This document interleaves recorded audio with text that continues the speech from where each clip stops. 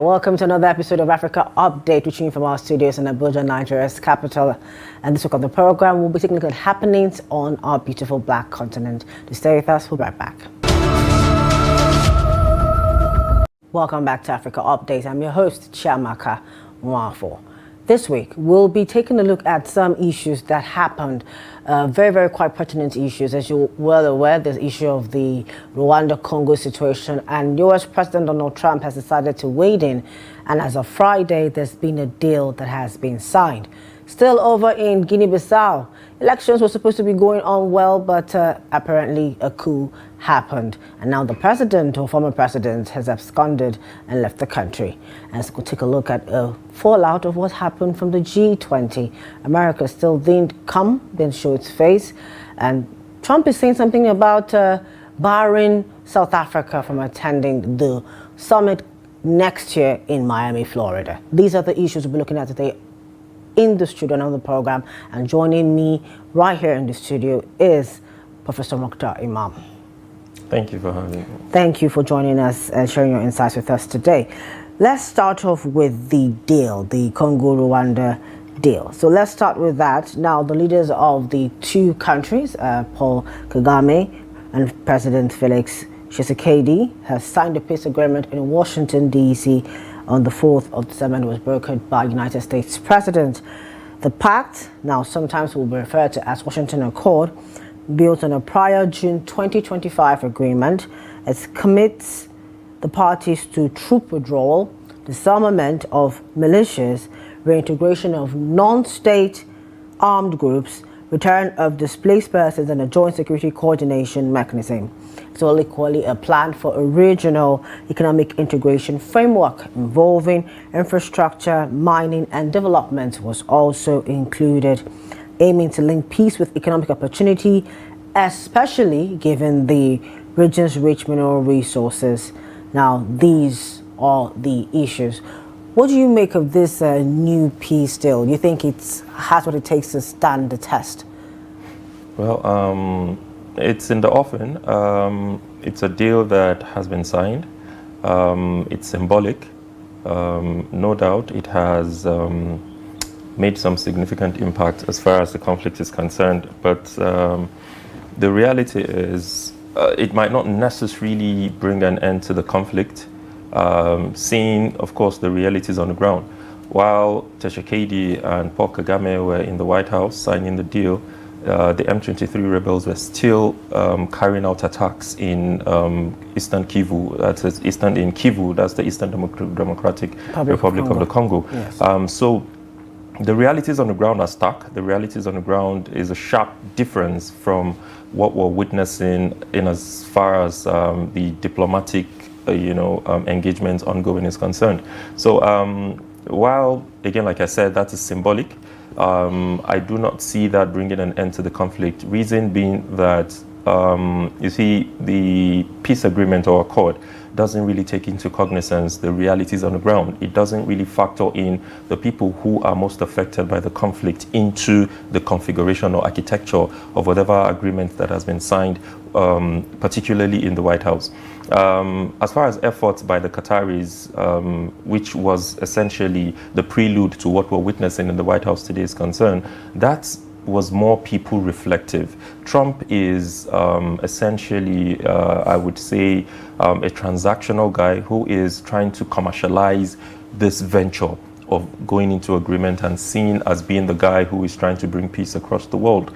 And so because he's trying to look at it from a business angle, it might not necessarily augur well for the people on the ground, because as far as Trump is concerned, the only reason why he has stepped into the conversation is because of the rare earth that is deposited around the Congo.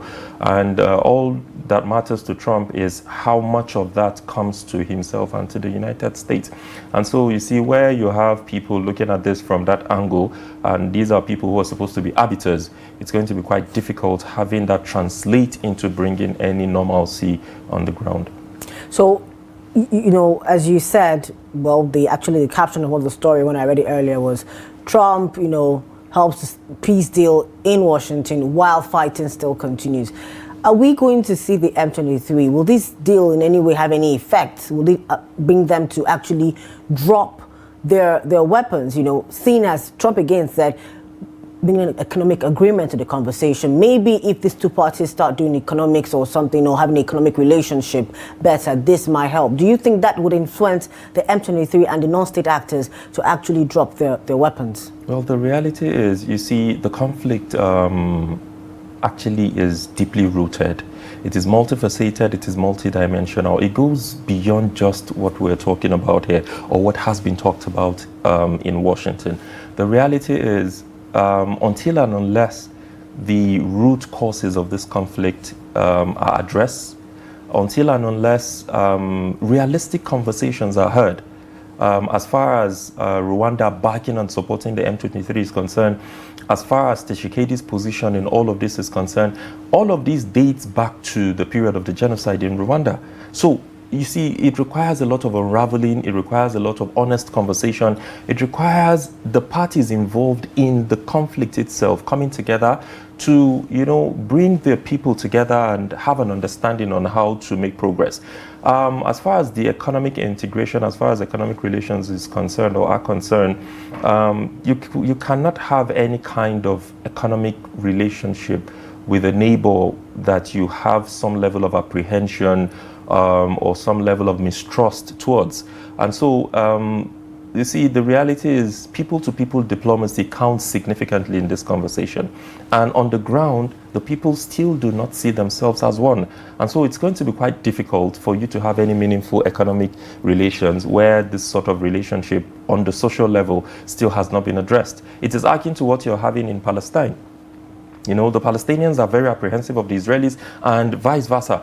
And where Trump begins to talk about an Abraham Accord that's going to bring some kind of economic integration, or rather will bring, you know, material boom to that area, we have seen where that has ended. It has stalled. And so my take is, while not being pessimistic, the realities on the ground differ, or rather is in sharp contrast from what was seen in Washington. There's no kind of economic relationship or integration or promise, if you like, that will bring an end to this conflict until and unless the root causes of the conflict itself are addressed. Now, what role, or will I say, you know, this deal has been brokered in Washington, but we have our buddies here in Africa. We have the AU, and over there, they have the East African thing too, working for them over there.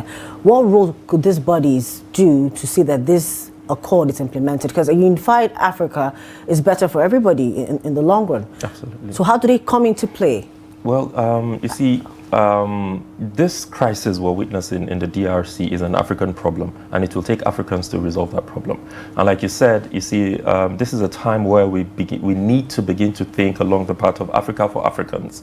And the only way to address the situation is to allow the parties locally involved in this conflict, like I said earlier, to come together and have a conversation. And like you rightly said, it's high time that we begin to take up our responsibilities. It's high time that ECOWAS, because of course, if you think this is an ECAS problem because it doesn't affect you in your sub-region, then you are obviously lying to yourselves. Because the reality is, we're beginning to see the internationalization of these bandits and terrorist cells. They no longer operate in cells or in isolation. They are packs that can unpack themselves and of course have a link to others. And so we could begin to see a spread, a migration of the situation in the DRC manifest across the West African sub-region, for example, in a different way. We could see that because in the past, we would hear about Al-Shabaab in Somalia, we would hear about the Tuaregs and so on and so forth in Algeria. We never thought these things will affect us in the sub-region, this sub-part of the world. But here we are today, we're witnessing a marriage, a bromance between Boko Haram and this group. So I think it's high time that ECOWAS and African Union as as a regional body come together to find a way of addressing regional crises and not allow international bodies or say Trump, for example, to step in all the time. Because like I said, Trump is a transactional guy, and the only reason why he's concerned about the DRC is because of the rare earth. If there wasn't anything in the DRC, just as there isn't in Liberia, Trump will fold his hands and walk away. he wouldn't care, and you will not blame him because there's no morality in international politics. There's no morality in international politics? No, there isn't. So we could just do what we want to do as long as we can gain from it? The reality is that countries are selfish. And that's the reason why Hans J. Morgenthau and his ilks of the realist theory, of the realist paradigm, have argued that national interest and national objective is all that matters to countries. And so every country wants to achieve its national interest first and foremost. Why should they care about your morality? So now, let's come back to the other part of the conversation, of people that come to fight for this thing. So things like China and EU, could they have any impact on this deal as well, seeing that, of course, the rare earths? Yeah, significantly, they will want to have a stake. As a matter of fact, the Rwandan economy is run by two giants around the world, Qataris and the Chinese. You could tell by literally walking into Rwanda and see firsthand. That's what you see. You see the BYD, virtually all the vehicles around Rwanda run BYD-owned vehicles. You see that the stadium, the airport that's being conceived to be built is either being built by the Chinese and funded by the Qataris. The largest hospital, if not in Africa, in parts of Africa, is in Rwanda, built by, it's called the King Fahad Hospital, built by the Qataris. So naturally, these countries would want to have a stake. The EU, China would want to have a stake in this conversation because it's about interest, like I said earlier. However, the United States has positioned itself as the world self-acclaimed world policeman.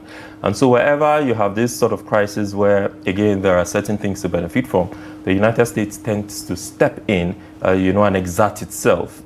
Initially, Trump used the Qataris, because Qatar today has become the peace capital of the world, or is becoming one, still in the glory of Switzerland. However, Trump decided to exert himself, just like he did in the case of Palestine, or particularly in the case of Gaza, because of the deposits of mineral in these regions. And so therefore, it will be a tug of war to find that world powers are scrambling for who to, be more relevant in a certain situation or circumstance. It will be fair that the Chinese and, of course, the EU try to step in to also play their role as well. However, I do not see them coming in because of the role of the United States. But however, when you mentioned something, if the Chinese and the Qataris were in Rwanda, wouldn't have been in their best interest for the peace to have taken? Why didn't they, push for it and see that it happened? The Qataris did. Yes, they did. In fairness to the Qataris, they did. The Chinese have a principle of non-interference, and so they constantly want to stick around that. And this is where we sometimes tend to fault the Chinese, because they need to do more in terms of stepping into areas where they have a stake and ensuring that peace reigns, because if it fails, of course, your investment also fails as well. All right, we're going to go on a short break, and when we return, we'll go into Guinea-Bissau and the fallout of the G20 Summit. Just stay with us. Welcome back to Africa Update on Trust TV. Now, we're going to Guinea-Bissau, and Guinea-Bissau has experienced a coup, and from what I understand, this is like the 9th coup so far since like the 1960s or so, and it's always an attempted coup or something. And under this particular government, president that's had this coup recently, this is like the 3rd or 4th one. Now, the elections happened November 26th. Guinea-Bissau's military seized power amid contested elections. The military arrested the president or disrupted the results process, closed borders, and declared a transitional government under former army chief Horta Ntam. In response, the African Union and the regional bloc ECOWAS immediately suspended Guinea-Bissau from the bodies, condemning the coup as unconstitutional. The military rulers banned protests and strikes ahead of a planned ECOWAS visit aimed at mediation and restoration of constitutional order. Now, as I said before, Guinea-Bissau has a long history of coups, weak governance and instability, and of course this will further deepen the political crisis and threatens to stabilize them further. We're here again, another coup in Guinea-Bissau. First of all, I see that, when these things happen, one of the first things that do, the AU either expels you, ECOWAS expels you, and we see that thing really work out with the Sahel states. They instead went ahead to go and become a region by themselves. Do we think that this is going to have any impact here in Guinea-Bissau? Coups have become a recurrent decimal in Guinea-Bissau. and across the West African region. Unfortunately, just when we thought that coups were no longer in vogue, we're beginning to see the resurgence of coups. The position of the bloc to suspend the country from its fold as a result of the military incursion, again, is for the optics. It is quite symbolic. It is important that they make a statement just to prove a stand. However, we haven't seen that really had any, we've not seen it had any meaningful impact that translates into something tangible on the ground. Again, like you rightly mentioned, with the case of the Sahelian states, they went ahead to forge their own bloc within the bloc. And so I think more needs to be done. However, we must remember that these bodies are international regimes. They were established by a coalition of sovereign independent states. And so therefore their powers to enforce often at times are limited. However, more needs to be done. The leadership of these blocs or these international regimes such as ECOWAS and the AU need to do more in terms of ensuring that countries concede some right to them to allow for enforcement, particularly within the judicial system, like the ECOWAS court, for example. Some powers need to be given to these bodies to ensure that enforcement can be achieved. Be that as it may, I think across the world we're witnessing a democratic reversal. Because you can barely point to any country around the world where elections have been held and the outcomes have not been contested, or that there isn't outpour on the street and people are protesting, etc., etc. So I think the onus is on the political leaders to ensure that they sit back and ask themselves this very, self-reflecting questions around why are people protesting against democracy? It's because people are fed up, people are tired. It hasn't translated into anything tangible. People don't care what you call the style of leadership. They're hungry. They want to feed. Give them the dividends of good governance and see how things will work. So I think that is where we need to begin to have this conversation. However, what has been witnessed in Guinea, again, we heard the reports from the former President Goodluck Jonathan. It appeared to be a sham. And this is where political leaders need to understand that there's a line between themselves and those in the military attire. That bromance should not be abused, because this is what we're witnessing. You lose an election and you decide to orchestrate a coup for someone to take over. Yeah, obviously this is what Goodluck Jonathan said, and he was head of the mission that went to observe the election. And there's no way he's going to, considering that Nigeria has granted asylum to the self-deposed leadership, I don't think he would be framing these things up. What does he stand to gain from it? So I think the leadership needs to question itself. What are you doing right? And what are the things that you're doing that are ailing, so that you can ensure that some redress is sought and people can feel the benefit of democracy. All right, so the country is around. This instability in Guinea-Bissau, is there going to be anyways going to affect the Senegal, Guinea, or the Gambia? Yeah, one of the things around coups or instability is the fact that they have one peculiar feature called the bushfire effect. So there's a tendency that when coup happens in one place, it can happen in another, or that where a coup happens and there's a failing of law and order, or whatever you want to call it, the ripple effect of that is that countries around that country could actually feel the heat of that instability that has been created in that country. So there's a tendency that could spread into the neighboring countries. However, I hope it is contained. Okay, so we said something now. We've heard that, he decided to bring up a coup. I don't know the thinking behind this. I don't know what the plan was, but it has worked against him. Could you maybe walk me what you think could have been the thought process as to why you would instigate a coup because you lost an election? Well, in the words of Goodluck Jonathan, in his debrief, he said that the coup was ceremonial because it was an arranged coup, and that happened because the person at the helm of affairs lost the election. It was obvious that he was losing the election, even though the elections had not been declared yet. Yes. However, it was obvious that he was heading towards losing that election.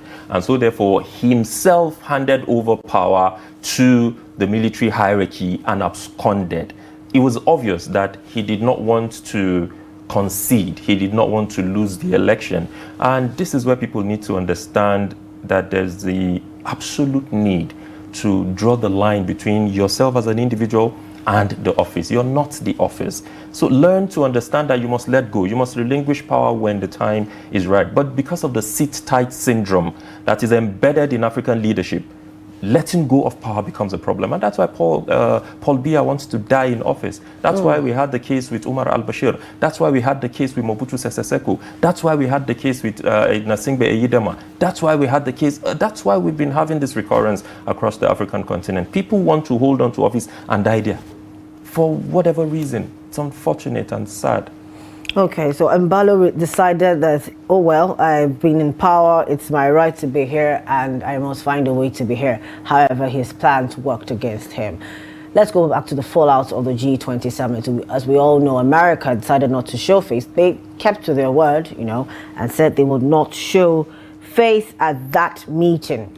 And South Africa is supposed to hand over to them, or rather hand it over to them December 1, because a new timeline starts and America becomes the ones heading the G20 till December 1, 2026. Now, a few things happened, one of the beautiful things that happened from that meeting. Now, did you follow the situation, and do you think that the resolutions that came out of it actually favored Africa? Because Africa went there with the aim to reduce debt. And then because we're running kind of out of time, so you're going to have to answer like 3 questions at a go. Did it favor us? The resolutions that came out of that, did it favor Africa? 1. 2, Trump's stand in trying to bar South Africa from, the upcoming summit in Miami. How do we navigate that? The EU is trying to tell him to reconsider that position, but how do we navigate that? Well, first of all, I don't think these resolutions would translate into anything meaningful on the ground, because we kept screaming debt relief. Even the EU is requesting for debt from the United States. So it's going to be quite difficult. There's no funding that will come to us on climate change. We will not get that. So, because obviously Trump is against it. So, and the EU is looking to Trump for funding. So I don't see this favoring us in any way. However, the United States had representation. Some of the business people were there.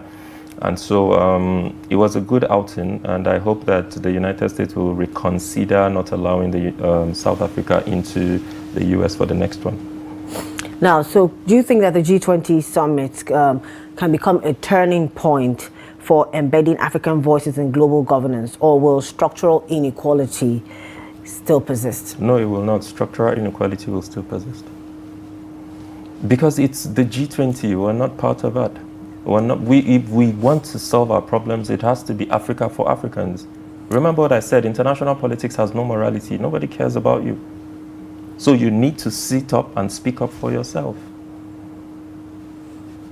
So you don't think that, somehow we could come to the table and say, we're giving you something, we own so much. The West will not look out for you. The West is looking out for the West. So you look out for yourself.